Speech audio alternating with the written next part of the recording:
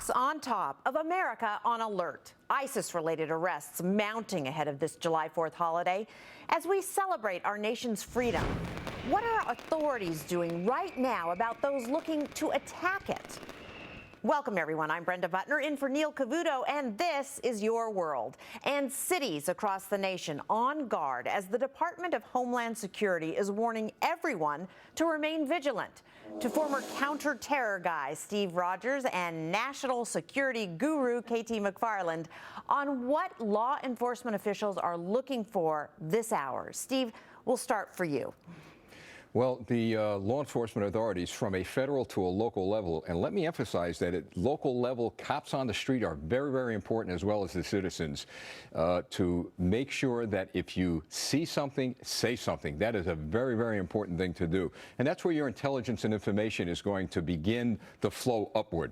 So people on terrorist watch lists obviously are going to be watched by the federal government, but the local cop, they know who, what, when, where, and why in each neighborhood. They're going to play an important role in this proactive approach towards preventing an attack. Katie, why is now so important? I mean, I have to, full disclosure, we're office mates, and I learn from her every day. And you've talked to me about the head of ISIS and how he traffics in symbols. He loves symbols. And this is why it's important. I mean, you know, obviously every major holiday, every September 11th anniversary, but why this weekend? Why is it so important? If you look at what's happened in the Middle East, okay, the head of ISIS, his name is Baghdadi. He's crowned himself the equivalent of king. He says, I'm the caliph. I've established the new caliphate. He did that exactly 1 year ago.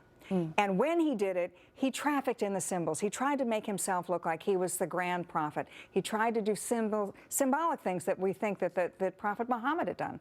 Secondly, it's now an anniversary in Egypt.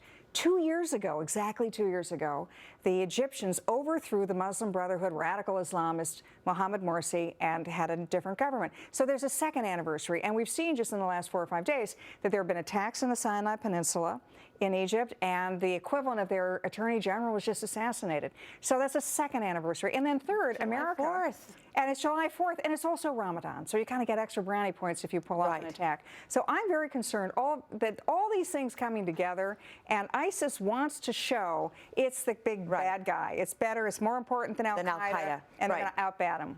Now, Tunisia just happened, targeting the West in many ways. It all seems to be targeting us. What kind of significance does that have? The ultimate prize is here, the United States. We don't know what city. We don't know it's going to be a soft target or a hard target, but we do Soft targets are things like malls. A shopping mall, a movie theater. Your hard targets obviously are your military bases and government buildings. But the point is this: what KT just ticked off is so important, especially for local law enforcement officers to know.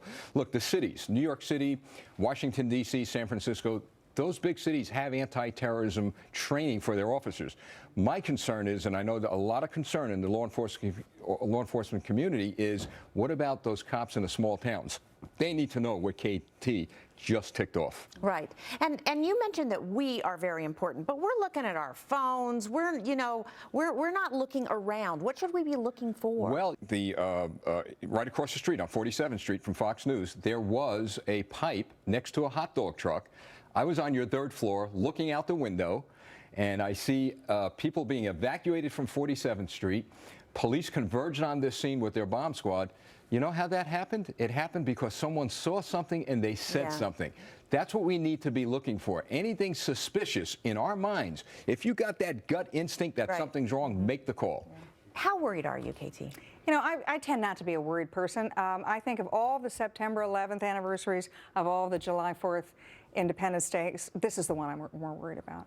Why? Because what's happened in the last couple of years is social media. We have seen ISIS being a terrific recruiter on social media, finding people in chat rooms, Facebook, and they're sending out the message, kill, kill, kill. And we're just going to get to that topic right now, but we are very lucky to have you guys on our side. Thanks so much, Brenda, for joining us. All right, take